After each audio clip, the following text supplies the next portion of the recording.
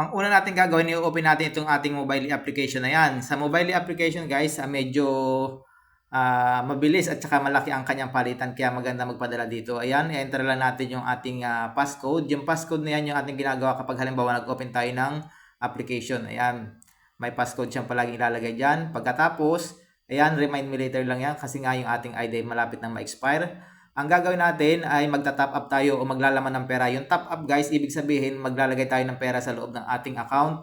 Ayan, pwede tayo mamili sa 100, 200, 500 or 2,000 kung gano'n. Kung gusto nyo magkanong ilaman, po pwede. Ang aking pipiliin guys, itong 500. Magta-top up tayo ng 500.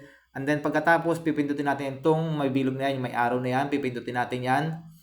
Tapos, ayan na, ganyan kabilis. Papasok agad yung 500. I-confirm lang natin. Tapos, another passcode ulit. Mabilis lang mag-top up ng pera guys. Napaka, easy lang. Ayan.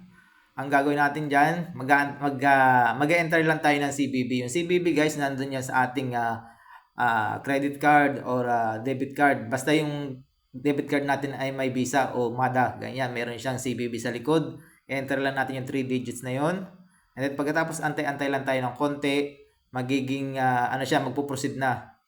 Ayan, antay-antay lang tayo. Medyo loading lang. Tapos, kapag nag-okay na siya, mag-aantay pa rin tayo ng OTP. Kasi nga may verification code na ibibigay sa atin ng bangko na katunayan na nag-send tayo ng pera dun sa ating account na yun o nag-top up. Ayan, i-enter lang natin yung OTP na dumating. Ayan, meron tayong 4 digits na OTP. Enter lang natin tapos pindutin natin yung confirm. Tapos ayan na, nagbe-verify na siya. Processing na ating transaction, paki-antay lang. Tapos ayun na, nandiyan na sa atin yung 500 nakapasok na. Napakabilis lang guys ng pag-top up ng pera. Wala pang 1 minuto. Nandiyan na sa ating account. Ayan. Ang next naman natin gagawin ay ang pag-send ng pera. Ayan, pindutin lang natin itong may arrow, yung send.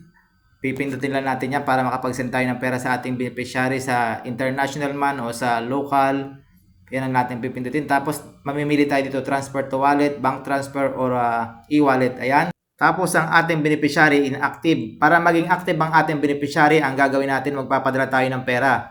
Ayan, magpapadala tayo ng 50 reals. Tapos personal transfer, ang gagawin natin, transfer of purpose, personal expenses. Tapos, kung gusto niyo mag-add ng isang message, pwede kayo mag-add ng message.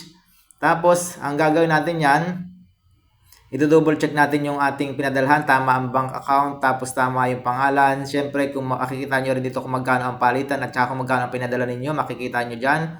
Tapos, may tatawag sa ating customer service ng mobile app para i-confirm yung ating beneficiary para maging active yung ating beneficiary, ma-activate yung beneficiary. Sa madaling salita, ma-activate yung beneficiary. Antay natin yung tawag niya para ma-activate. Ayan, sa time na yan, activate ng ating beneficiary. Tapos, magta-transfer. Pipindot natin yung transfer. Tapos, another na passcode ulit. Ganun lang kasimple. Antay-antay lang tayo ng tawag para ma-activate yung ating beneficiary.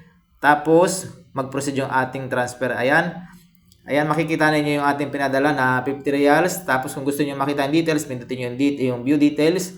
Ayan yung bank account number, yung receiver's name. Tapos, bank account number at saka kung magkano yung ating pinadala at saka magkano yung palitan ng real sa peso. Ganun lang kasimple at kabilis guys ang pagpadala.